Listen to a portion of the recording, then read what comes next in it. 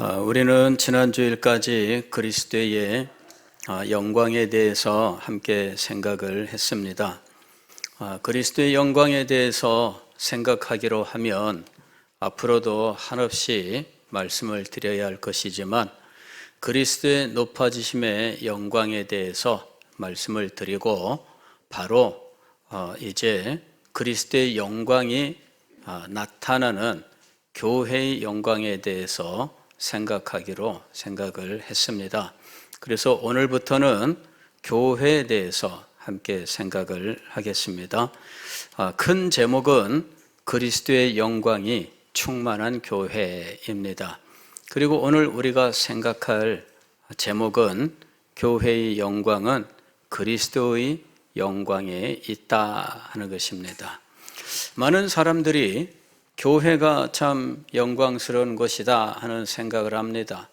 그러나 그러면서도 우리는 교회가 사람들이 많이 모여야 진정으로 영광이 된다라고 생각하는 경향이 있습니다.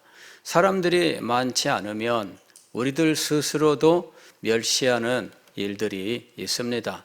큰 교회는 대접을 받고 작은 교회는 대접을 받지 못하며 큰 교회를 목회하는 목사님은 큰 목사님으로 인정을 받지만 작은 교회를 목회하는 목사님들은 작은 목사로 인정을 제대로 받지 못하고 있다 하는 것입니다. 우리는 많은 곳에서 이러한 의식들을 가지고 있습니다. 자신이 큰 교회라고 하는 곳을 다니면 마치 자신도 큰 성도가 된 것 같은 자부심을 가지고 작은 교회를 다니는 사람들은 뭔가 미안한 마음을 갖는 경우들을 보게 됩니다. 어느 교회 다니십니까? 누구나 아는 큰 교회에 다니는 사람은 당당하게 나 어느 교회 다닙니다. 우리 교회를 몰라? 그럼 넌 간첩이야. 이제 이런 정도의 마음을 가지고 자기 교회를 말하는 것을 볼 수가 있습니다. 작은 교회를 다니는 사람은 부끄러워하면서 저는 이름도 없는 작은 개척교회를 다니고 있습니다. 그게 무슨 죄예요? 그게 무슨 부끄러울 일입니까? 근데 이게 교회의 영광을 교회의 크기로 인식하는 것들이 우리에게 있어요. 이거는 이제 인간적인 생각이지요.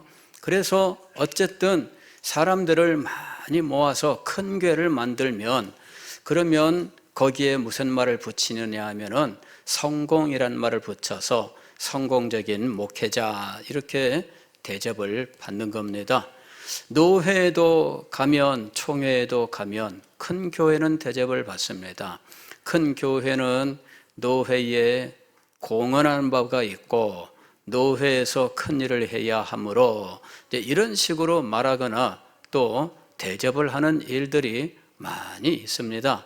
그래서 큰 교회 분들이 노회를 좌지우지하고 작은 교회 분들은 발언권도 제대로 행사하지 못하는 일들이 얼마든지 일어나고 있습니다. 이 모든 것들은 인간적인 것들입니다. 교회가 진정으로 영광스럽고 교회가 진정으로 아름다운 것은 무엇 때문인가? 교회의 아름다움은 건물의 아름다움인가? 교회당을 예쁘고 아름답게 만들면 교회가 아름다워질까요?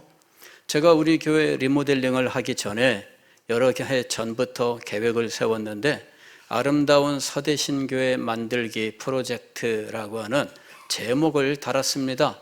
그런데 이 아름다운 서대신교회 속에는 소프트웨어가 있고 하드웨어가 있었습니다.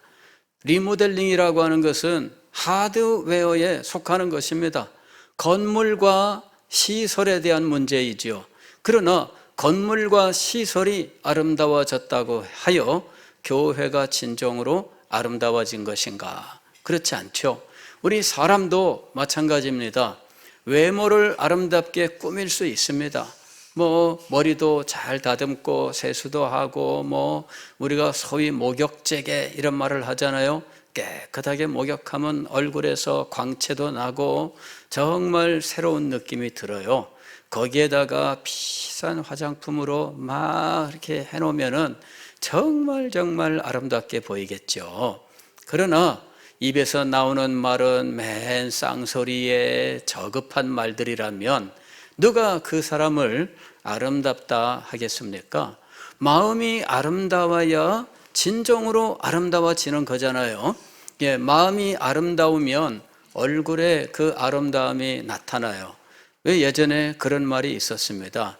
20살까지 그 사람의 얼굴은 부모님이 주신 얼굴이지만 20세 이후의 얼굴은 자기가 만들어가는 얼굴이다라는 이야기예요.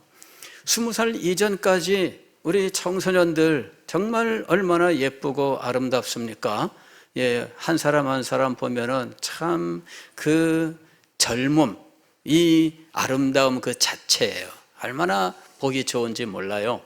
그런데 이 분이 20살 이후에 세태에 찌들리면서 20년 세월을 보내보세요. 엉망입니다. 예. 더군다나 그 마음속에서 불평과 불만과 원망과 미움과 다툼과 시기와 질투와 막 이런 것들만 가득 차면 얼굴 근육이 그렇게 형성돼. 신기하죠? 얼굴 근육이 그렇게 형성되면 얼굴이 이상하게 되는 거예요. 저는 참 객관적으로 보아서 우리가 미인이라고 부르지는 않지만 그러나 50 이후에 그 얼굴이 참 온화하고 또 우아해서 모든 미인의 미를 넘어서는 이러한 아름다움, 이것을 간직한 사람들이 참 많다는 사실을 알게 됩니다. 그런 분들은 지나온 세월 동안 그 분들의 마음이 아름답게 잘 만들어지고 그 마음이 그 사람의 인격으로 성화되었기 때문입니다. 그것이 진정한 아름다움이죠. 그런 분들이 조금만 자기 자신을 이렇게 깔끔하게 정돈해도 누가 보아도 그분에게서는 아주 아름다움이 이렇게 뿜어 나오는 것이에요. 사람도 그렇습니다. 그렇다면 교회는 어떤가? 교회도 마찬가지입니다. 교회 건물을 아름답게 지을 수 있습니다. 그리고 이런저런 시설을 잘 만들 수 있습니다. 그러나 교회의 진정한 아름다움은 거기에서 나오는 것이 아닙니다. 그런 것들을 잘 다듬고 깔끔하게 할 필요는 있지만 그러나 그것만으로 교회는 아름다워지지 않습니다. 아름다운 서대신교회 만들기 프로젝트, 리모델링이 들어 있습니다만은 그것이 완성이 아닙니다. 무엇이 필요할까요? 교회를 이루는 모든 지체들의 믿음이 아름다워져야 돼요. 믿음의 삶이 아름다워져야 됩니다. 그래야 아름다운 서대신 교회가 되는 겁니다. 교회 화단을 우리가 정돈해서 우리 교회가 이 동네에서 제일 화단이 아름다운 곳이라는 소문이 났다. 이것저것 다녀보면 교회 화단이 아름답다는 말들을 많이 합니다. 그리고 많은 분들이 교회에 대해서 감사합니다. 왜냐하면 교회가 화단을 아름답게 하여 이 동네를 빛내줬다는 거죠. 화단이 있음으로 해서 동네가 아름다워졌다는 생각을 가지고 고마워해요. 이게 없으면 이 동네가 삭막합니다. 과거에 이 동네는 300평 되는 집들마다 화단을, 정원을 아름답게 가꾸던 곳입니다.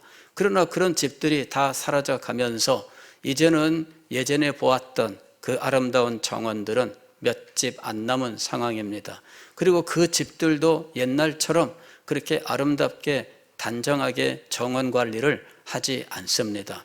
과거에는 봄에 가을에 화단 정리하는 기간이 있었어요. 그 기간에 다들 약속한 건지는 모르지만은 이 집 저 집 다 한꺼번에 정리하는데 그 기간 동안에 나무 다 깎아서 모양들이 얼마나 이쁘게 되어 있는지 그리고 동네가 그냥 먼지도 하나 없을 정도로 쓰레기도 없이 깔끔하게. 그래서 이 동네는 정말 아름다운 동네구나 그랬는데, 미안하게도 그 아름다움을 가꾸어 나가던 분들이 한 분, 두 분 떠나갔어요. 그분들이 연세가 들고 떠나갔어요. 저희도 아침에 오다 보면 여기 교회에 오는 그 길목에 이 지금 빌라 지어놓은 요 옆에 그 집이 한 집이 빌라가 됐어요. 그 집에 아침에 할머니 한 분이 나와가지고 꼭 그 집 앞에 돌아가면서 길을 다 쓸었습니다.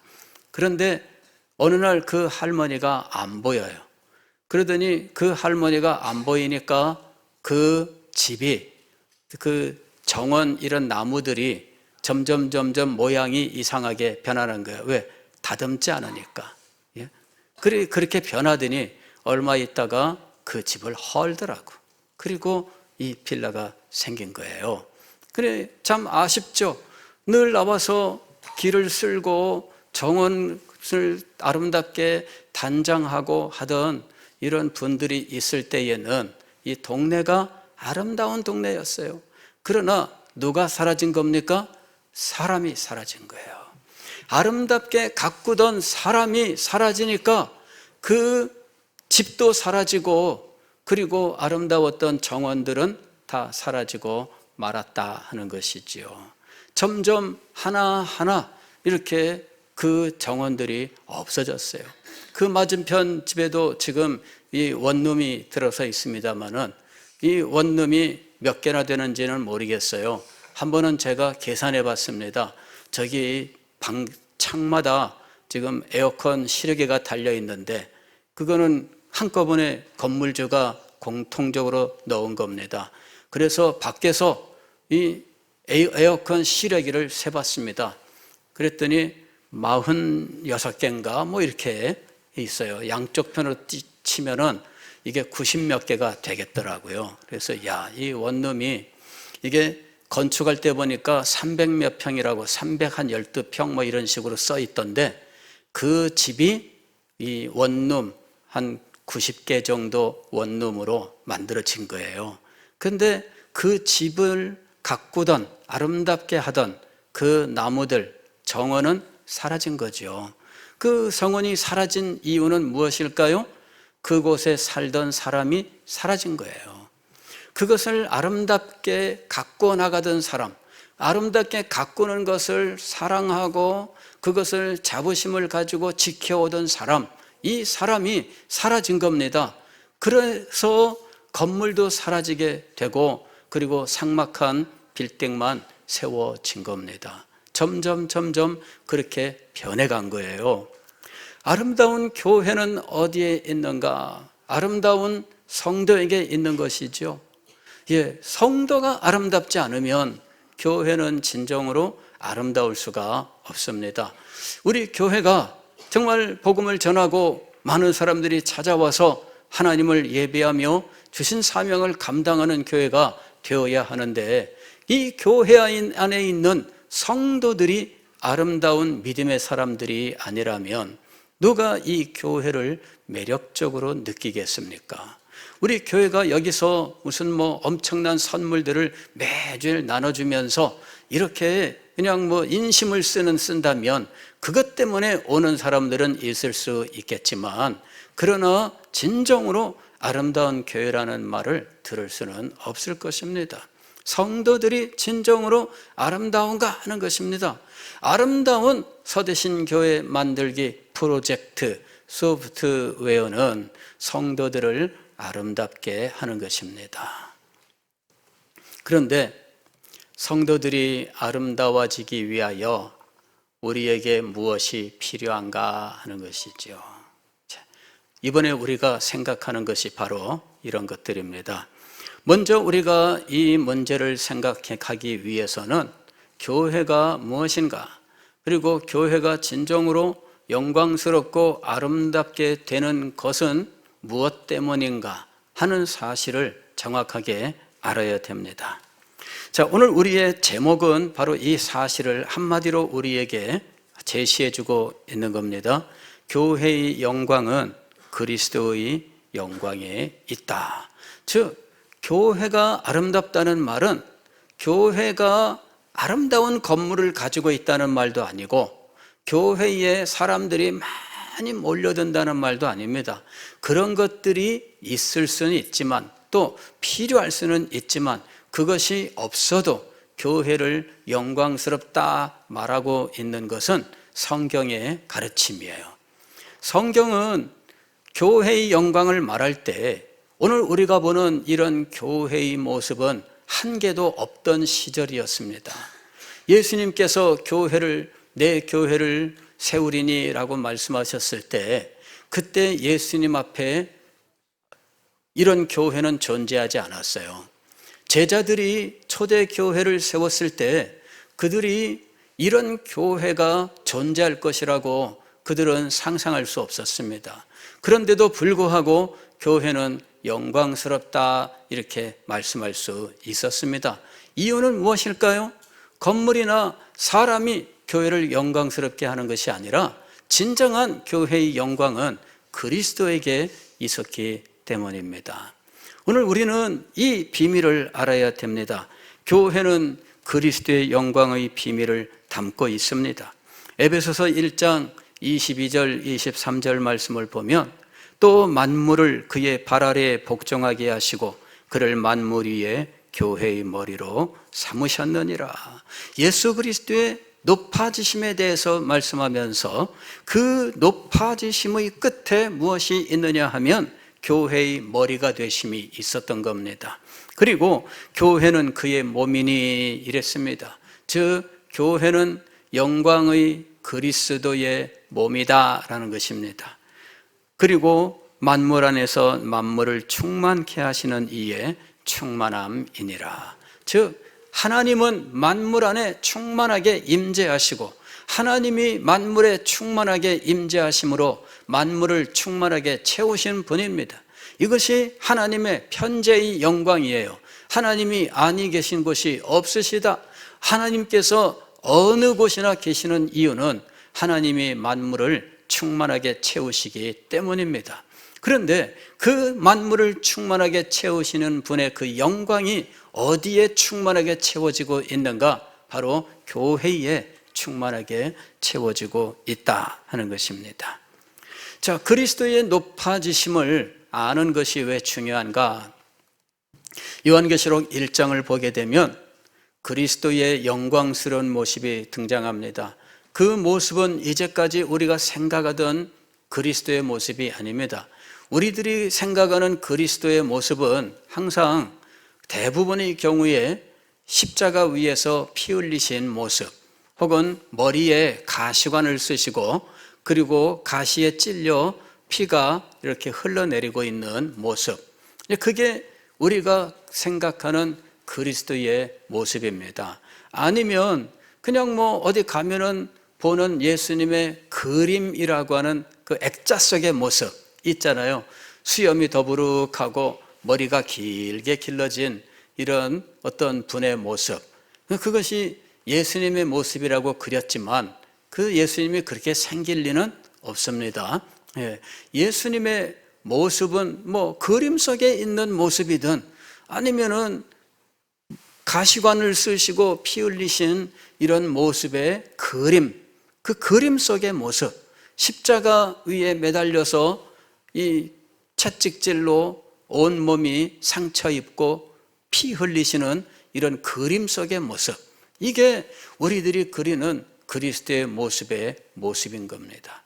그러나 요한계시록 1장을 보게 되면 그리스도의 모습이 전혀 다르게 나오고 있습니다. 사도 요한이 반모섬에서 주일날 예배를 드리다가 그가 예수 그리스도를 만나게 됩니다. 음성이 들려오게 되는데 그가 음성을 듣고 고개를 돌려보니까 그 엄청난 장면이 그의 눈앞에 보여졌습니다. 몸을 돌이켜 나에게 말한 음성을 알아보려고 돌이킬 때에 7 금촛대를 보았는데 촛대 사이에 인자 같은 이가 발에 끌리는 옷을 입고 가슴에 금띠를 띠고 그의 머리와 털의 희게가 흰 양털 같고 눈 같으며 그의 눈은 불꽃 같고 그의 발은 풀무불에 단련한 빛난 주석 같고 그의 음성은 많은 물소리와 같으며 그의 오른손에 7 별이 있고 그의 입에서 좌우에 날선 검이 나오고 그 얼굴은 해가 힘있게 비치는 것 같더라. 누구를 목격한 겁니까? 예수 그리스도를 목격한 거예요. 그런데 예수 그리스도의 모습이 우리가 평상시 생각하던 모습과 전혀 달랐습니다. 인자 같은 이가 7 금초대 사이에 계셨는데 발에 끌리는 옷을 입었고 가슴에 금띠를 띄었다. 굉장하죠. 요새 젊은 사람들 보면은 금목걸이 막 이렇게 뭐 걸고 다니고 이러는 분들 제법 볼 수 있습니다. 그런데 그게 몸에 좋다 이래 갖고선 금을 걸고 다닌다 이러는데 그건 세 발의 피입니다. 금띠를 탁 들고 나타나셨는데 옷은 발에 끌리는 치렁치렁한 소위 로브이라고 하는 이런 겁니다. 이게 귀한 높은 분들의 상징입니다. 예전에 영국 여왕이 영국 국회의사당 거기를 이렇게 방문해서 여왕이 이제 이 교서를 낭독하는 행사가 있었는데 그 여왕 어깨에서 망토라고 하는 게 있잖아요. 그게 23m라던가 그래요. 드레스를 입고 어깨에다가 목에 걸쳐서 어깨로 해서 이 망토가 있는데 23m인가 하여튼 엄청나게 길어요. 이래가지고 이 망토를 들고 다니는 시종들이 좌우에서 막대기를 가지고 이 망토 밑에 넣어서 이렇게 들고 6명이 그 뒤를 따르는 거예요. 그 장면이 사진에 나왔는데 요번에 왜 여왕이 죽고 이제 아들 찰스 황태자가 이제 왕이 됐잖아요. 근데 이 사람도 올 때 망토를 했는데 정말 그렇게 하고 오더라고. 얼마나 긴지 그거를 뒤에서 시종들이 막대기로 이걸 양쪽에서 2명이 그걸 들고 또 들고 또 들고 따라가야 돼요. 이야, 그게 사실은 지상왕의 영광이지요. 네, 지상왕의 영광입니다. 이 왕은 얼마나 대단한 존재이냐 하면 여권도 없습니다. 여권 없이 어느 나라나 가는 존재예요. 자기 나라에서 나올 때 여권 검사 안 하고요. 다른 나라에 갈 때 그 나라에서 여권 보자고도 안 해요. 엄청난 존재입니다. 그런데 예수 그리스도께서 이 지상왕의 영광을 능가하는 영광스러운 모습으로 예수 그리스도께서 그 제자 사도 요한 앞에 나타나신 거예요. 그의 머리와 털의 희게가 흰 양털 같고 눈 같으며 그랬습니다. 머리카락과 이 머리 수염과 털이 하얗게 빛나고 있는 거지요. 예. 그 다음에 그의 눈은 불꽃 같고 그랬습니다. 눈빛이 아주 얼마나 불빛이 나오는 것처럼 밝게 빛나는지. 그 다음에 그의 발은 풀무불에 단련한 빛난 주석 같고 그랬습니다. 아주 단단하고 힘있어 보이는 모습입니다. 그 다음에 그의 음성은 많은 물소리와 같으며 그랬습니다. 많은 물소리는 어떤 걸 생각하시면 되냐면 폭포수가 떨어질 때 아프리카에 가게 되면은 빅토리아 폭포라고 하는 아주 엄청난 폭포가 있습니다. 세계 3대 폭포 하면은 빅토리아, 그 다음에 또 나이아가라, 그 다음에 남미에 가면은 또 폭포가 있잖아요. 근데 이 폭포를 구경하러 가는 사람들이 놀라는 건 뭐냐면 한 4km 앞에서부터 천둥 소리가 들린다는 거죠. 우르릉 우르릉 하는 소리가 들리는데 그 소리가 무슨 소리냐면 물소리예요. 놀랍죠? 물소리. 여러분, 이 많은 물소리 할 때 이 많은 물소리는 이것은 이 권세를 상징하는 말입니다. 많은 물소리. 이 물소리가 얼마나 대단한지 저는 이런 많은 물소리가 아닌데도 물소리에 굴복한 적이 있습니다. 어떤 때냐면은 전도사 때에 산에 기도하러 갔는데 산에 올라갔어요. 도봉산에 이렇게 올라가서 계곡에 물 쩔쩔쩔 흘러가는 곳에 갔습니다. 바위에 앉아 있는데, 엎드려 있는데 제가 아무리 소리 질러도 그 쩔쩔쩔 흘러가는 물소리를 넘어설 수 없었어요. 그래서 소리 지르다 물소리에 굴복하고 도저히 안 되겠다.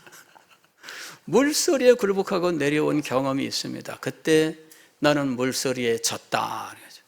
물소리가 아무것도 아니고 나는 내 목소리로 그걸 넘어섰어야 되는데 못 넘어섰어요. 지금까지도 물소리에 굴복한 이 기억이 아직도 있습니다. 여러분, 많은 물소리는 권세의 상징이에요. 이 물소리가 예수 그리스도의 음성으로 되어 들려오고 있다는 이야기입니다. 그의 오른손에 7별이 있고 이랬습니다. 이 7별은 그 다음 구절을 보게 되면 7 교회의 사자를 가리키는 것이었습니다. 그리고 금초 때는 교회를 가리키는 거였어요. 예수 그리스도께서 교회를, 사자들을 오른손에 쥐시고 교회를 다스리고 계시는 권세의 왕으로 지금 나타나 계시는 거죠. 그의 입에서 좌우의 날선검이 나오고 그 얼굴은 해가 힘있게 비치는 것 같더라. 이것이 예수 그리스도의 영광스러운 모습입니다. 이 모습에 사도 요한이 어떻게 반응을 보이느냐 하면 그의 발 앞에 엎드러져 죽은 자 같이 되매 이랬습니다. 그의 발 앞에 엎드러져 죽은 자 같이 되매, 이건 뭐냐면은 하나님의 영광을 목격한 사람의 정상적인 반응입니다. 과거에 이사야 선지자가 성전에서 하나님의 영광을 목격했을 때 화로다 나여 망하게 되었도다 이러면서 마치 죽은 자와 같이 내가 곧 죽게 되겠구나, 이러한 이 의식을 가져요. 이게 위기의식입니다. 하나님의 영광을 대면하는 피조물이 그 영광 앞에서 느끼는 위기의식, 이것이 사도 요한에게 임한 겁니다. 그래서 그가 죽은 자처럼 바짝 엎드려 가지고 꼼짝 못하는 사이에 손을 대면서 그를 위로하시고 힘있게 하시고 그에게 말씀을 주시는 분이 계셨습니다. 그분이 누구실까요? 예수 그리스도였던 것입니다. 그 예수 그리스도께서 7 교회, 즉 7 금초대 사이를 다니시고, 이것은 교회를 찾아다니시는 거잖아요. 그 다음에 7 별을 손에 쥐시고, 이것은 교회의 사자를 자기 손에 쥐고 지금 교회를 다스리고 계신다는 것입니다. 이것이 그리스도의 영광입니다. 우리는 승천하신 예수 그리스도만 생각하십니다. 우리의 신앙 고백 속에서는 하나님 우편 보좌에 앉아 계시는 것으로 나와 있습니다. 그러나 예수 그리스도는 한시인들 보좌에 앉아 계셨을까 하는 것이죠. 여기에 하나님 우편 보좌에 앉으셨다는 것은 하늘의 영광을 회복하신 것을 의미하는 상징적 표현입니다. 예수 그리스도는 실제로 보좌에 앉아서 가만히 계시면서 포도나 먹고 그러시면서 그 영광을 즐기시는 분이 아니었습니다. 성경을 보면 이 부활하신 예수 그리스도, 승천하신 예수 그리스도는 언제나 우리를 떠나지 아니하시고 함께 계시는 분이었습니다. 볼지어다 내가 세상 끝날까지 항상 너희와 함께 있으리라. 예수 그리스도는 지상에서 우리와 언제나 함께 계시는 분이었습니다. 그리고 그리스도께서는 교회를 지상에 두시고 그 교회의 머리가 되셔서 교회의 모든 성도들을 당신의 몸으로 영광스럽게 하고 계셨던 것입니다. 그 그리스도의 영광이 사도 요한에게 계시가 되었습니다. 이유는 무엇일까요? 교회가 핍박을 당하고 성도들이 박해를 받으며 죽음에 내몰리는 이런 속에서 교회가 그리스도의 영광을 바라볼 때 이 어려움과 이와 같은 난관 속에서 승리할 수 있기 때문이었습니다. 사도 요한은 지금 현재 유배당에 있는 사람입니다. 그러나 그가 그리스도의 영광을 목격하게 되었을 때, 그리고 세계 역사가 어떻게 예정되어 있는지를 알게 되었을 때, 영광스러운 그리스도께서 이 역사를 어떻게 승리로 이끌어 나가시는지를 보게 되었을 때 그는 낙심하지 아니하고 자리에서 일어나게 되었던 것입니다. 그리고 모든 교회들에게 영광의 하나님 예수 그리스도를 증거하게 되었습니다.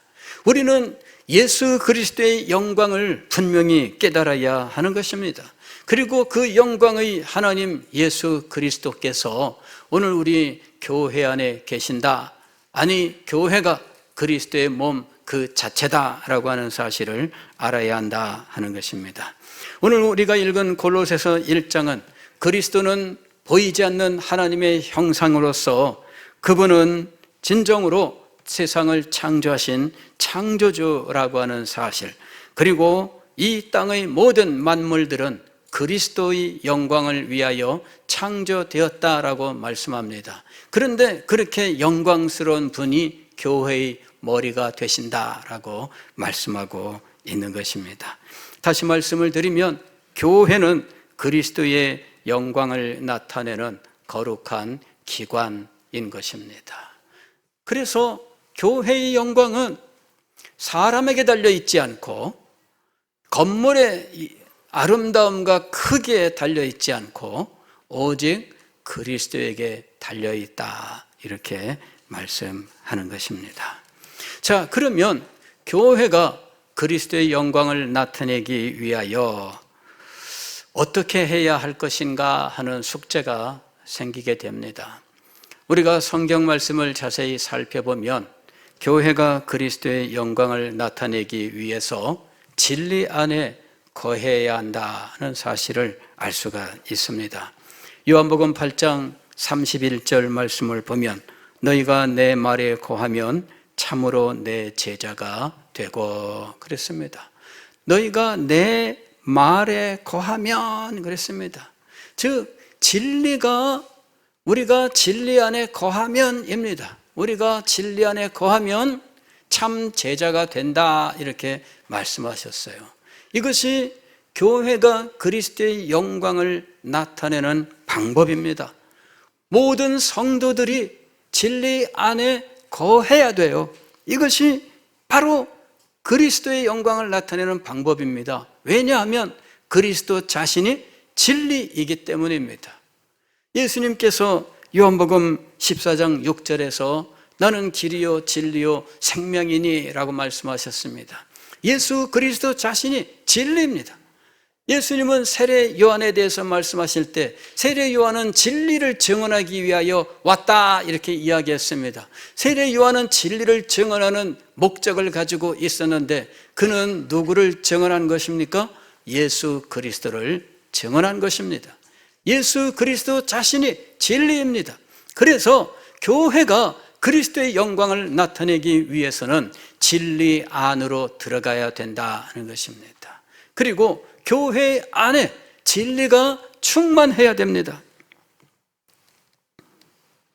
예수께서 이르시되 내가 곧 길이요 진리요 생명이니 나로 말미암지 않고는 아버지께로 올 자가 없느니라. 그들을 진리로 거룩하게 하옵소서. 아버지의 말씀은 진리니이다. 예수님이 대제사장적인 기도를 드리셨습니다. 요한복음 17장의 기도가 그 내용인데 그 기도 내용 중에 예수 그리스도의 제자들과 그들을 인하여 믿게 될 사람들을 위하여 기도하는 장면이 있는데 그 기도 내용이 이것입니다. 그들을 거룩하게 하옵소서. 무엇으로 거룩해지는 것일까요? 진리로 거룩하게 하옵소서. 왜냐하면 진리는 하나님의 말씀이기 때문입니다. 교회의 능력은 어디에 있는가? 많은 사람이 있어야 큰 힘을 발휘하는 것, 인간적인 원리입니다. 그것은 인간 세상에서 우리가 분명히 알 수 있는 일들입니다. 그러나 교회의 진짜 능력은 어디에서 오는가 하는 것이지요. 교회의 진짜 능력은 예수 그리스도에게 있습니다. 요한복음 15장 7절 말씀을 보면 너희가 내 안에 거하고 내 말이 너희 안에 거하면 무엇이든지 원하는 대로 구하라 그리하면 이루리라. 너희가 어디 안에 거하고 내 안에 거하고 진리 되신 예수 그리스도 안에 거하고, 즉 진리 안에 거하고 이 말입니다. 너희가 진리 안에 거하고 또 내 말이 너희 안에 거하면, 예수님의 말은 진리입니다. 그래서 진리가 너희 안에 거하면 이 말입니다. 너희가 진리 안에 거하고 진리가 너희 안에 거하면 무엇이든지 원하는 대로 구하라 하는 것입니다. 오늘 우리는 교회의 영광이 그리스도에게 있으며 그리스도의 영광을 지상에서 우리가 나타내기 위해서 우리는 진리 안에 거하며 진리가 우리 안에 거하는 교회가 되어야 한다 하는 사실을 알 수가 있습니다. 사랑하는 성도 여러분, 우리가 이 시대 주께 받은 교회의 사명은 무엇일까요? 제가 여러 가지로 많이 고민하고 기도하고 답을 찾기 위하여 많이 노력을 했습니다. 그러나 여러분, 결국 주님께서 깨닫게 하신 우리의 사명은 진리 안에 거하며 진리가 우리 안에 거하는 교회를 세우는 것이었습니다. 여러분, 그러면 이 시대를 이길 수 있는 능력을 주님께서 이곳에서 나타내실 것입니다. 세상의 가치관과 세계관, 이 사탄의 이 모든 계교를 물리치는 능력이 오늘 우리 교회 안에 주어지게 될 것입니다. 주님께서 원하시는 크고 놀라운 일들이 우리 교회를 통해서 이루어지게 될 것입니다. 교회를 사랑하고 주님 주신 사명에 헌신하는 하나님의 백성들에게 이를 능히 감당할 수 있도록 필요한 모든 것들을 채워주실 것입니다. 여러분, 모든 것이 주께서 우리에게 주신 이 영광스러운 사명 안에서 흘러나온다고 하는 사실을 우리가 분명히 알아야 하겠습니다. 여러분의 가정에 문제가 있습니까? 여러분의 생애에 문제가 있습니까? 여러분, 이 비밀을 깨달으시기를 바랍니다. 모든 것이 그리스도 안에 있으며 그리스도의 영광을 섬기는 교회의 사명 안에 있는 것입니다. 기도하겠습니다.